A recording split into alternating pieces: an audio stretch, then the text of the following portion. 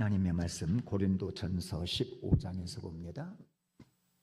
고린도전서 15장 1절에서 8절 말씀. 고린도전서 15장 1절에서 8절 말씀입니다. 우리 한 절씩 교독합니다. 형제들아, 내가 너희에게 전한 복음을 너희에게 알게 하노니 이는 너희가 받은 것이요 또 그 가운데 선 것이다. 너희가 만일 내가 전한 그 말을 굳게 지키고 헛되이 믿지 아니하였으면 그로 말미암아 구원을 받으리라. 내가 받은 것을 먼저 너희에게 전하였노니 이는 성경대로 그리스도께서 우리 죄를 위하여 죽으시고 장사 지낸 바 되셨다가 성경대로 사흘 만에 다시 살아나사 게바에게 보이시고 후에 12 제자에게와 그 후에 500여 형제에게 일시에 보이셨나니 그 중에 지금까지 대다수는 살아있고 어떤 사람은 잠들었으며 그 후에 야고보에게 보이셨으며 그 후에 모든 사도에게와 맨 나중에 만삭되지 못하여 난 자 같은 내게도 보이셨느니라. 나는 사도 중에 가장 작은 자라. 나는 하나님의 교회를 박해하였으므로 사도라 칭함받기를 감당하지 못할 자니라. 그러나 내가 나 된 것은 하나님의 은혜로 된 것이니 내게 주신 그의 은혜가 헛되지 아니하여 내가 모든 사도보다 더 많이 수고하였으나 내가 한 것이 아니요 오직 나와 함께 하신 하나님의 은혜로. 같이 봅니다.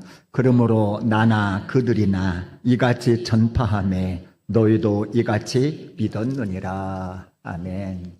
읽은 말씀 의지해서 예수님의 생애 그 의미를 다시 붙잡다, 이런 제목으로 하나님의 말씀을 상고할 때에 여러분들의 마음속에 예수님이 다시 한번 크게 자리 잡는 은혜로운 시간이 되기를 주의 이름으로 축복합니다.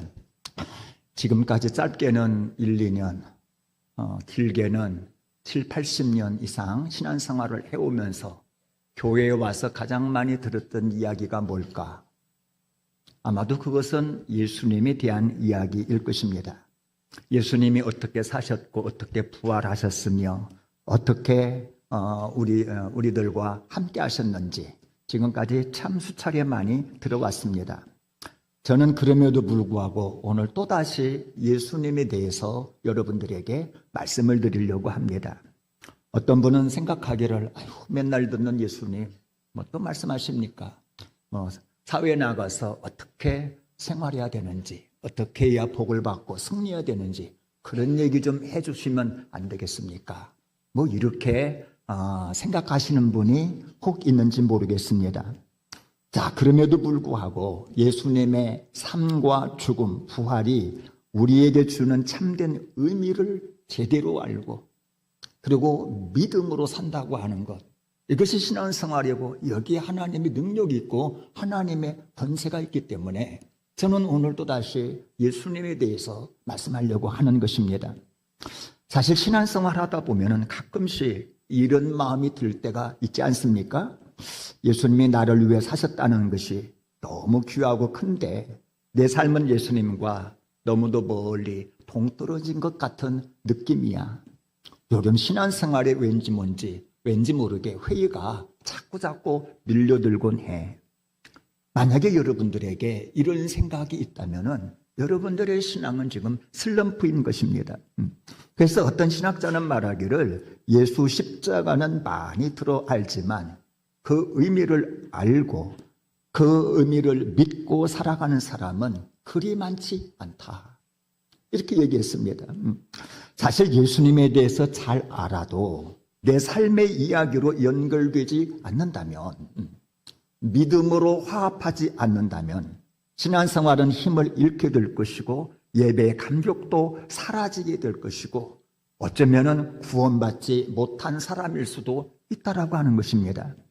자, 그래서 오늘은 예수님의 삶이 어떤 삶이었는지, 죽음이 어떤 의미였는지, 부활이 우리에게 어떤 능력인지를 다시 한번 좀 비교적 말씀을 하나하나 읽어가면서 좀 자세히 살펴보려고 합니다. 오늘 말씀을 잘 듣고 다시 깨달아서 예수가 단순한 지식이 아니라 내 인생의 실제적 구원이 되는 은혜로운 시간이 되시기를 주의 이름으로 축복합니다. 자, 먼저 예수님의 삶이 어떠했는지 한번 살펴보기를 원합니다. 요셉이 어느 날 아주 고통스러운 고민을 합니다. 아니, 약혼녀 마리아가 임신을 했다는 겁니다. 동침 한번 하지 않았는데 배가 불러오니 이거 뭐 얼마나 놀랬겠습니까? 그렇다고 이 사실을 발설하면은 마리아는 돌 맞아 죽는 것이 뻔합니다. 그래서 마리아를 배려해서 가만히 파혼하려고 생각을 했었습니다. 그런데 꿈에 천사가 나타나 놀라운 사실을 일러주는 겁니다. 잉태된 아이는 성령으로 잉태된 아이이니 두려워하지 말라는 거예요. 그를 아내로 맞이하라는 겁니다. 그러면서 하시는 말씀, 마태복음 1장 21절에 아들을 낳으리니 이름을 예수라 하라. 이는 그가 자기 백성을 그들의 죄에서 구원할 자임이라 하시니라. 그러니까 예수님의 탄생은 탄생 자체가 일반 사람들과는 이건 완전히 달랐습니다. 성령으로 잉태되었어요. 구원자로 탄생을 한 것입니다. 그래서 예수님은 살아가는 삶, 순간순간 그의 발자취 하나하나가 구원자의 삶이었다라고 하는 것입니다. 그리고 예수님도 태어나서 어린아이로 태어나서 여느 사람들처럼 성장 과정을 겪었는데 예수님은 어떻게 성장을 했느냐? 예수는 지혜와 키가 자라가며 하나님과 사람에게 더욱 사랑스러워 가시더라. 그러니까 하나님의 뜻을 분별하고 적용하는 지혜가 쏙쏙 자라갔습니다. 건강한 생활, 의미 있는 노동, 규칙적인 생활을 통해서 육체도 건강하게 아주 잘 성장했습니다. 경건하게 순종하며 하나님의 뜻을 따라 살면서 하나님께 사랑받는 사람으로 성장해 갔고요. 배려하고 존중하고 조화로운 생활을 하면서 사람들에게도 사랑받는 사람으로 성장했다는 겁니다. 자, 아이가 태어났다 합시다. 공부도 참 잘해요. 대인관계도 좋고 지혜도 있습니다. 근데 이 아이가 키가 자라지 않는다. 병약하다. 그러면은 이건 근심이 되어집니다. 아니, 몸이 건강하게 보기 좋게 아주 늘씬하게 아름다우게 잘 살아가요. 근데 지혜가 없어. 하나님도 몰라. 말씀만 비워. 그럼 이 또한 문제가 됩니다. 대인관계 너무너무 좋아요. 어디를 가는 사람들한테 인정받고 칭찬받습니다. 근데 하나님을 몰라. 지옥을 예약해 놓았어. 그렇다면 이 또한 문제가 될 것입니다. 무슨 말이냐면은 사람이 성장하되 전인적으로 균형 잡히게 그렇게 성장한다고 하는 것, 이것이 중요하다는 것입니다.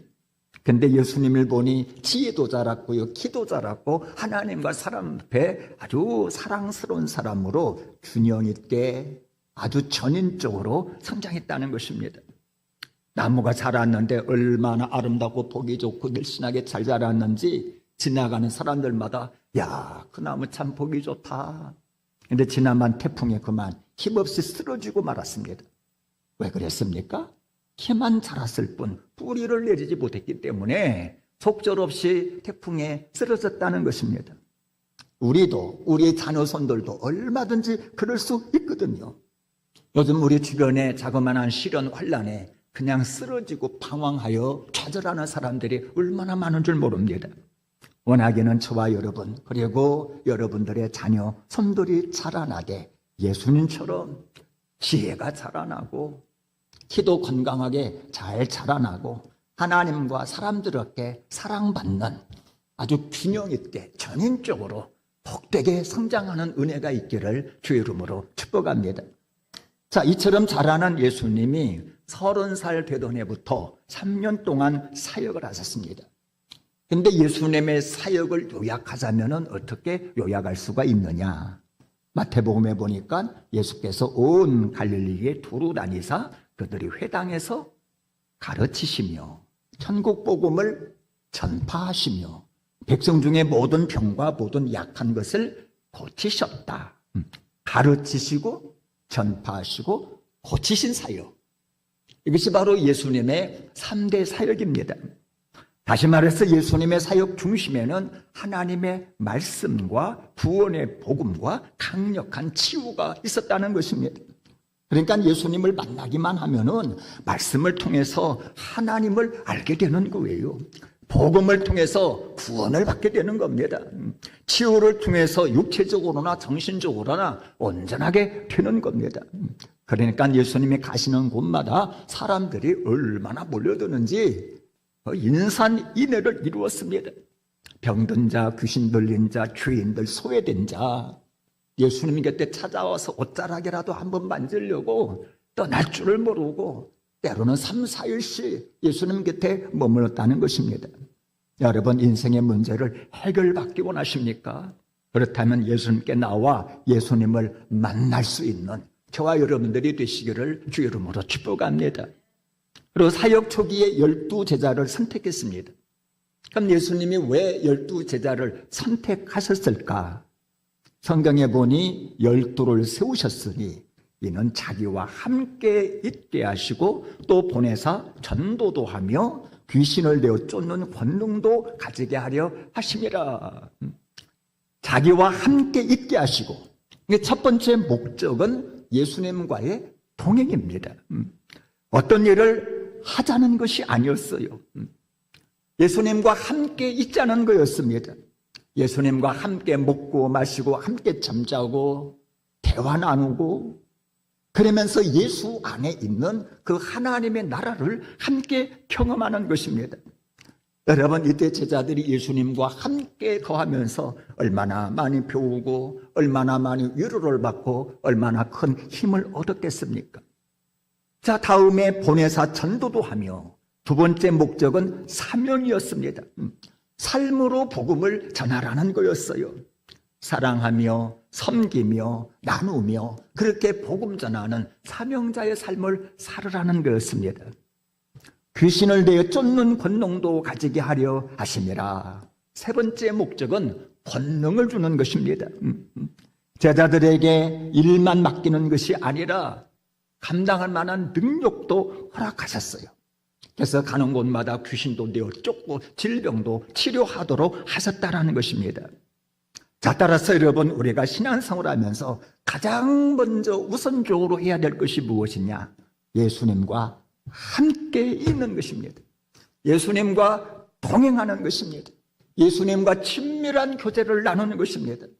말씀 보고 기도하고 찬양하면서 주의 임재를 날마다 경험하는 것, 이것이 중요합니다. 그리고 사명자로 살아가는 것입니다. 주어진 자리에서 성실하게 일하고 사랑하고 축복하고 용서하고 배려하는 그러한 사명자의 삶을 살자는 것입니다. 그 예수님의 권능으로 사는 것입니다. 우리에게는 예수님이 주신 권세가 있습니다. 여러분, 두려움이나 절망이 몰려올 때면은요, 예수 이름 권세로 되어 쫓으시기를 바랍니다.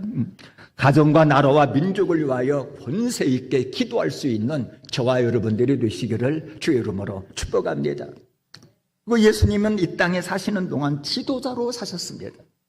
그런데 예수님이 지도자로 사시면서 어떤 리더십을 발휘하셨느냐? 보통을 보면은 군림하고 다스리고 지배하려 하지 않습니까? 어디를 가서 종님 이러면은 매 맞습니다. 식모님 그러면은 매 맞아요. 사장님, 대장님, 아니면 뭐 어르신, 이렇게 불러드려야 걔도 기분 좋아합니다. 승진하고 높아지고 대접받는 것, 이것을 이꼬로 성공이라 생각한다 이 말입니다. 그러다 보니까 요즘 많은 사람들이 얼마나 높아지려고 발부동을 치는 줄 모릅니다. 자, 그런데 예수님 보세요. 앉아서 먹는 자가 크냐 섬기는 자가 크냐, 앉아서 먹는 자가 아니냐. 그러나 나는 섬기는 자로 너희 가운데 너희 중에 있노라. 섬기는 자로 너희 중에 있노라 그랬습니다. 여러분, 세상 사람들과 달리 섬기는 삶을 살았다는 거예요. 선생이었으나 제자들의 발을 씻깁니다. 의인이었으나 십자가를 대신 지시고 십자가에 달려 돌아가셨습니다. 알 수 있는 것이 무엇입니까? 예수님의 지도력은 바로 섬김의 지도력이었다. 섬기는 자가 진짜 지도자라는 거예요. 진짜 지도자가 되려면은 섬기는 자가 되어야 된다는 것입니다. 그렇다면 여러분 자신을 한번 돌아보시기를 바랍니다. 여러분들이 속해 있는 가정이나 직장이나 교회에서 얼마나 섬기는 자로 사셨는지. 미국 남북전쟁 당시 있었던 유명한 일화 한 통화를 하나를 소개합니다. 남군의 총사령관이었던 리 장군은 밤마다 병사들의 텐트를 돌아보곤 했다는 겁니다. 어느 날도 텐트를 돌아보는데 추위에 떨며 자고 있는 한 병사가 눈에 들어온 거예요. 그는 즉시 달려가 자신이 입고 있던 외투를 벗어서 조용히 병사를 덮어주었다는 겁니다. 이 장면을 목격한 부관이 놀라 이유를 묻자 리 장군이 하는 말, 그들도 나처럼 추운데 나는 장군이라 해서 더 따뜻해야 한다는 법은 없다네. 사실 섬김은 큰 일을 한다기보다 작은 희생을 선택하는 마음에서 출발합니다. 좋은 것 있으면은 좀 양보하고, 굳은 일 있으면은 먼저 달려가서 하고, 조금 손해보고, 그러면은요, 내가 속해 있는 그 공동체 천국됩니다. 리더십이 생깁니다. 때가 되면 하나님께서 아시고 높여주신다고 하는 것입니다. 원하게는 예수님처럼 섬김으로 이끌어가는 아름다운 지도자들이 다 되시기를 주 이름으로 축복합니다. 자, 살펴볼 것은 이제 예수 그리스도의 죽음입니다. 예수님의 죽음. 여러분, 태어난 사람은 지위에, 지식의 유무에 상관없이, 지위 고하 따지지 않고, 재산이 얼마나 많이 있느냐 상관없이 다 죽습니다. 아브라함도 죽고 다윗도 죽고 저와 여러분도 다 죽습니다. 100년 안쪽이면은, 100년이 아니죠. 한 50년 안쪽이면은 이 자리에 있는 사람들이 대부분 다 죽을 것입니다. 그리고 예수님도 죽었습니다. 근데 예수님의 죽음을 가만히 살펴보면은요, 우리들의 죽음하고는 완전히 다르단 말이에요. 언뜻 보면은 엄청난 비극이었습니다. 33살의 그 꽃다운 젊은 나이에 죽었습니다. 그것도 이방인 손에 의해서 죽었습니다. 그것도 가장 저주스럽고 고통스럽다는 십자가에 죽었습니다. 그것도 친구처럼 여겼던 제자의 배신당해 죽었고요. 죽을 당시 그토록 사랑하고 아꼈던 제자들은 다 도망가 버리고 말았습니다. 그러나 심층을 살펴보면은 예수님의 죽음은 절대 비극이 아니었다는 것입니다. 예수님의 죽음은요, 예언된 죽음이었습니다. 예언된 죽음. 이때로부터 예수 그리스도께서 자기가 예루살렘에 올라가 장로들과 대제사장과 서기관들에게 많은 고난을 받고 죽임을 당하고 제3일에 살아나야 될 것을 제자들에게 비로소 말씀하셨다. 고난받고 죽임당하고 부활할 것을 미리 말씀하셨습니다. 미리 말씀하셨습니다. 그것도 반드시 그렇게 될 거라고 미리 말씀하셨습니다.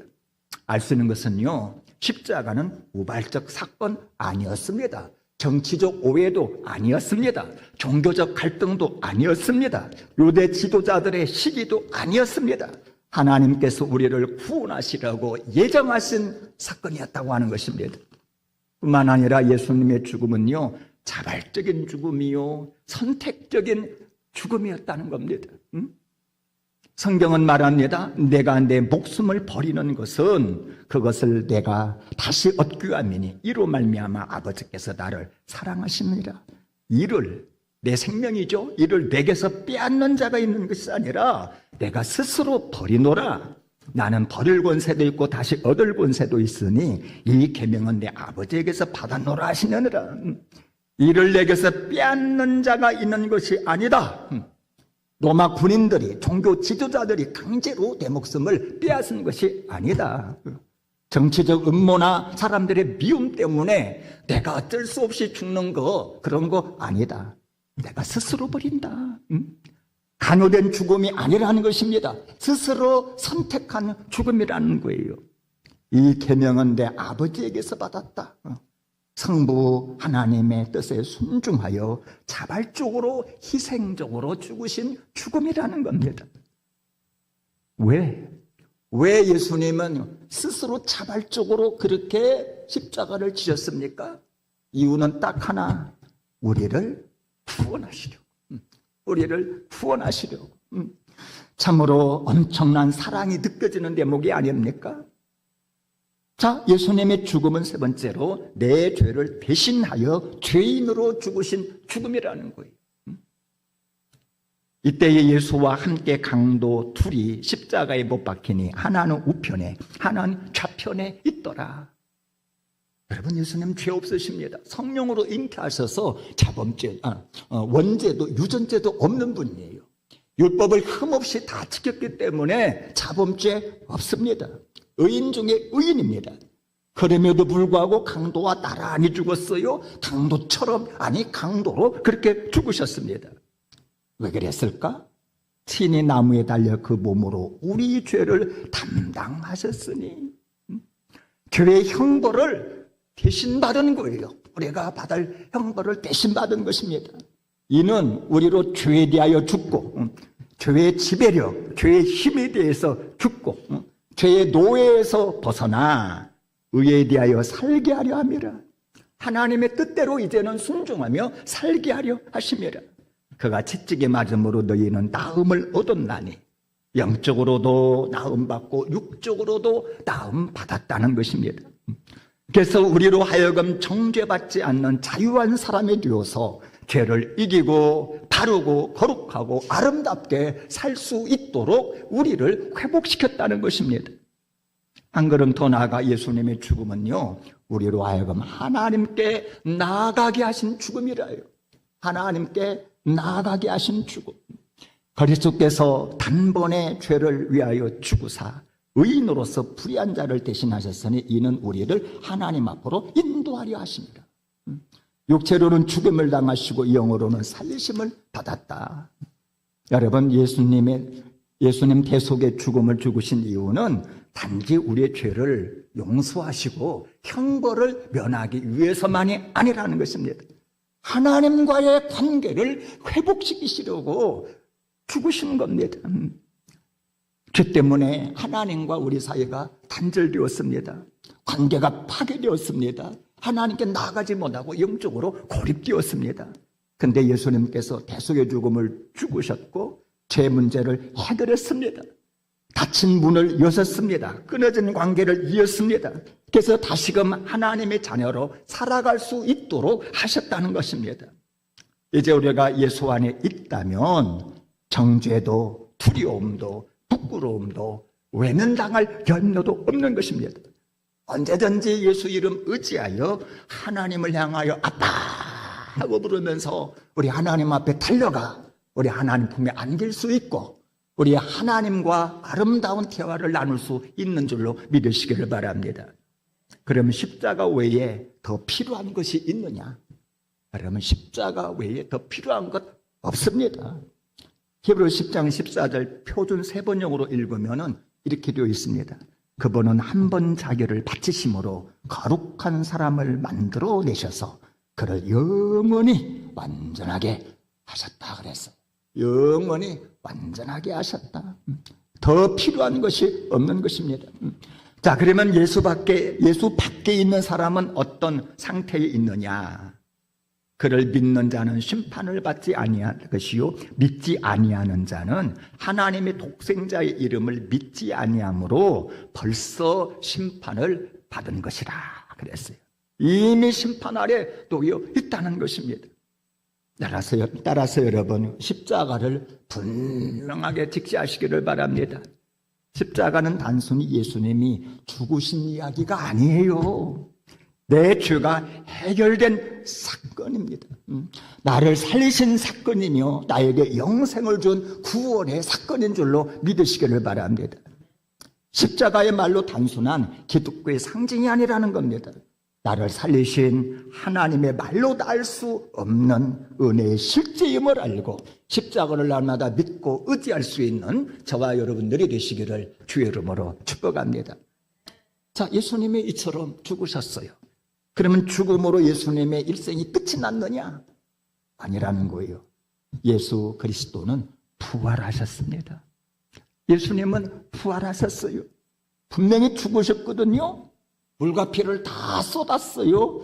돌무덤에 장사까지 지냈습니다.